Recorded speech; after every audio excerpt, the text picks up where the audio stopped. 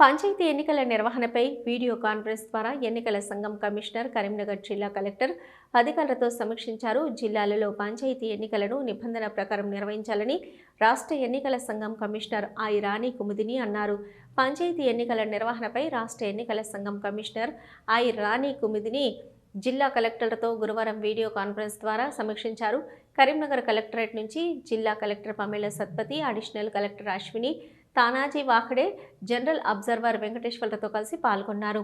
పంచాయతీ ఎన్నికల ఫలితాల ప్రకటన నియమాలు, ఏకగ్రీవ స్థానాలలో ఉప సర్పంచ్ ఎన్నిక, పోస్టల్ బ్యాలెట్ ఏర్పాటు, నామినేషన్లపై వచ్చే ఫిర్యాదుల తదితర అంశాల పట్ల ఎన్నికల కమిషనర్ రివ్యూ నిర్వహించారు.